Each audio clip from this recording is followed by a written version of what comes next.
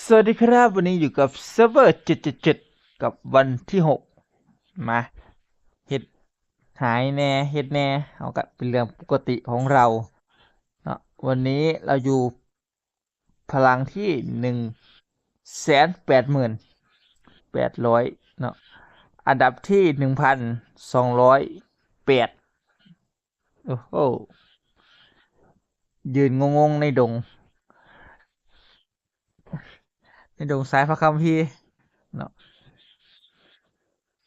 ก็ลุงยุทธชาแนลก็บองเล็กได้พี่ดำ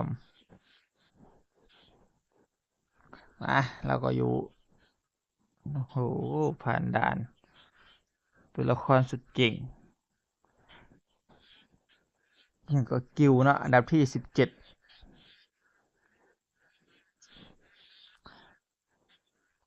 มาเบิ่งทีมเฮานี่คือหน้าตาทีมของเราทัสมากิเพิ่มเติมคือโซนิกมากะ250 ใบเนาะไอ้250 ใบผลประกอบการดวง3 ตัวเกลิว2ผู้ดีนี่อีก3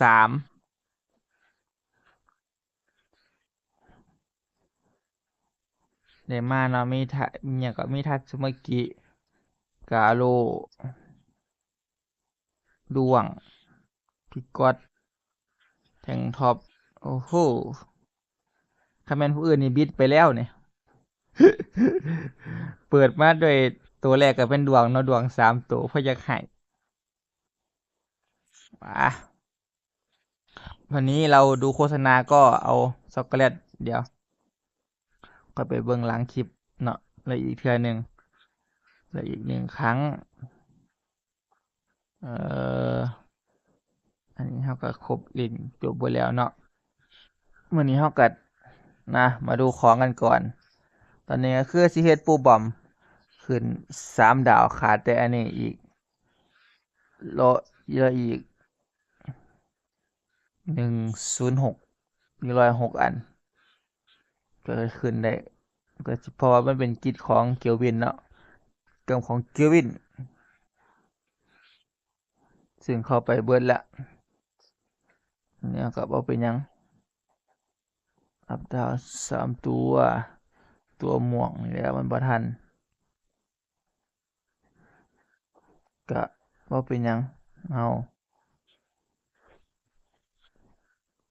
ต่อรองกิลเนาะอันนี้เราก็ได้ที่300แต่ว่าค่อยได้ที่200กว่าเพราะว่าข่อยซื้อตอน30 คนก็แล้วก็ทาสุกิลเนาะอันนี้ก็มื้ออื่นน่าจะปิดได้วะมื้ออื่นนี่คันตีโอ้นี่แฮ่งตี5 รอบ3 4 5โอ้โห8เกินไป200,000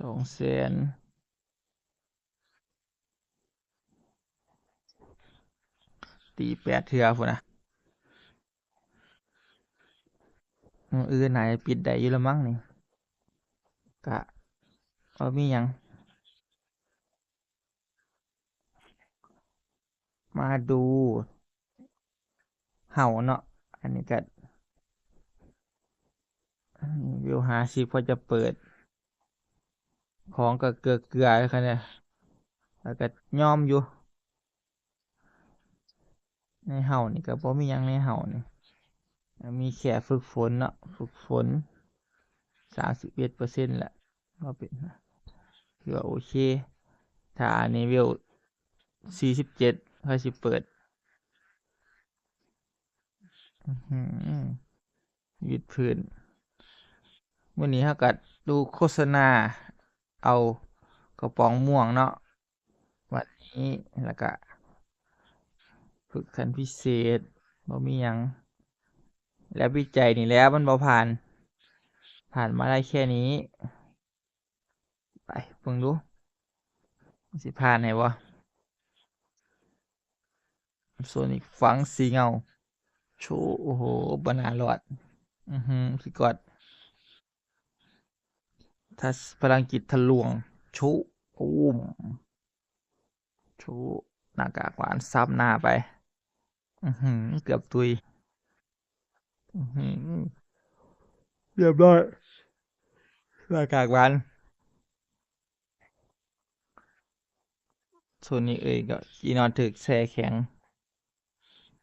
ไปพลังจิตทะลวงชุบอกเขาชุเรียบร้อยชุชุชุชุโอ้จีนอนรับเท่าดีขนาดสมมติเป็นกระส้มเป็นกระสอบทรายอยู่ชุเข้าไปเกือบเอาเป็นยัง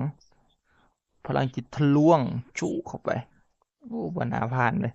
เอาจีนอนบอลตีผ่านแล้วบางอย่างเนี่ยโลรอบที่สี่แล้วบ่รอบที่สี่ว่ามีโลแล้วโอ้โหจีนอน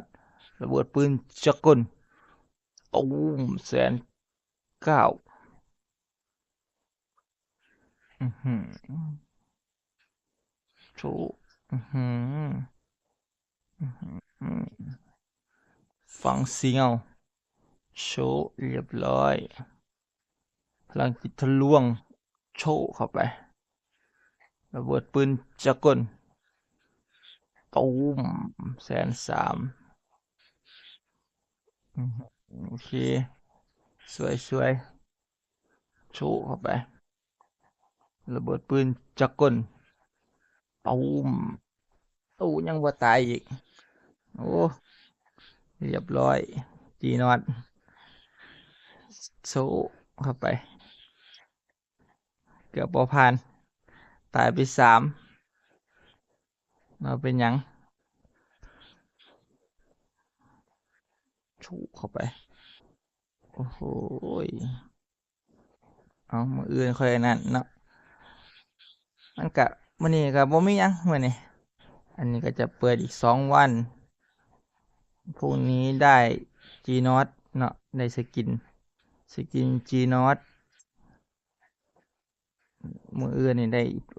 666 เพชรแล้วก็โอ้ตัวม่วงอีก10 ใบก็จะเป็น50ถามวันที่8กับกิจกรรมปองม่วงมาโอ้กิจกรรมตัวม่วงเนาะเดี๋ยวเรามาเบิ่งคานิว่ากันแล้วอีกหลายบ่ฮะโอ้500เรามีอยู่500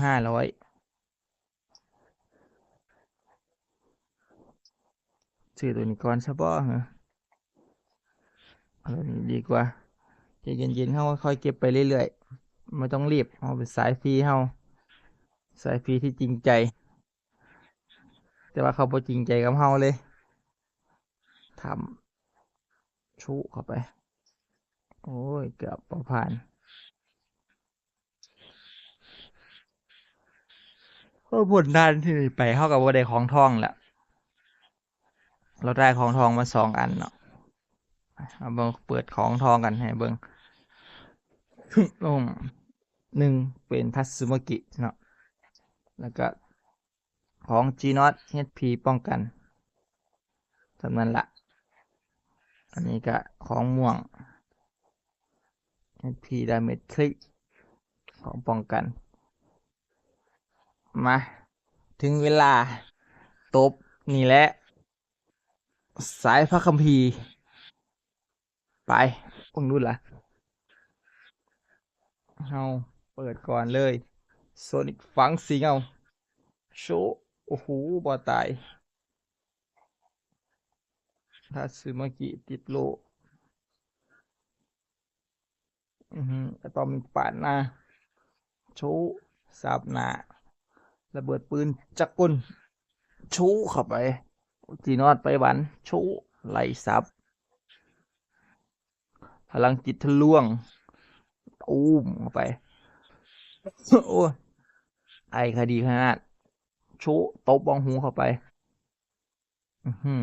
เกือบตุยชูเข้าไปมาโซนิกฟังซิงเอาชูเรียบร้อยโจเซจิตโลโลนะระเบิดปืนจักรกล ยิงตูม200,000โอ้โหสับหน้าไปพลังจิตทะลวงฟ้าตูมตีนอดไปหวานสวยมาโอ้หงลูกไฟโชตูม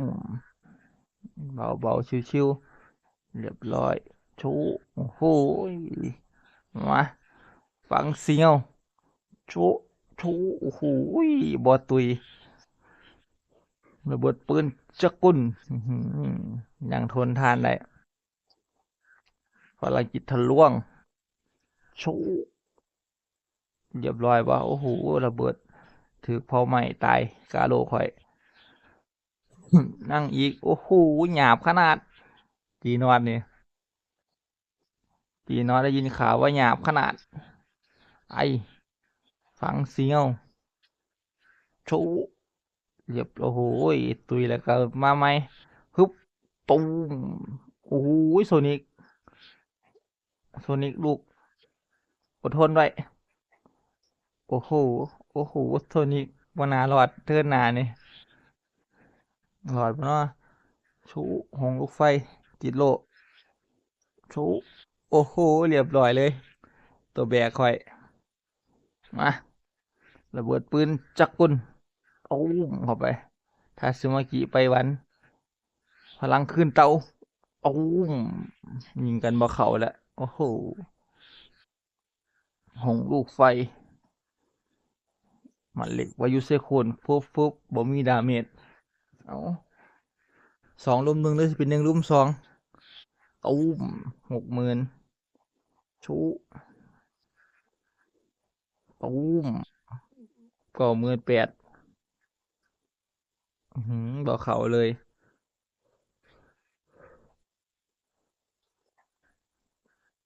75,000ยิงกันบ่ตายชูเข้าไปส่วนนี้ค่อยตายก่อนโอ้โหเสียดายชูเข้าไป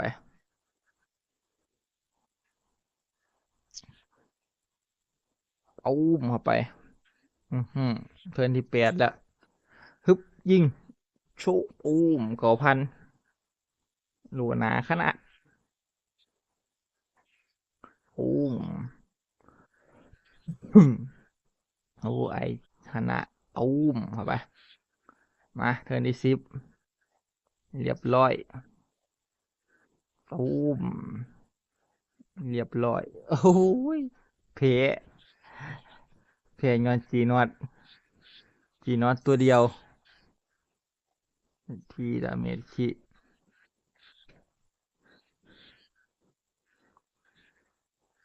โอเคครับคลิปนี้ก็พอแค่นี้สำหรับวันที่6เซิร์ฟเวอร์777เนาะเราอยู่กับสายฟรีของเฮากะดันพลังมาถึงขนาดนี้กะบุญลมบุญตายเนาะปองม่วงกะใส่ไป200มื้อนี่ปองม่วงใช้ไป200พอที่จะมาหาของม่วงเพื่อดันพลังจังหน่อยอันนี้อันนี้ดิฟืบโจมตีป้องกันเฮดพีของบอดีบันไดโอเคครับไปแล้วครับ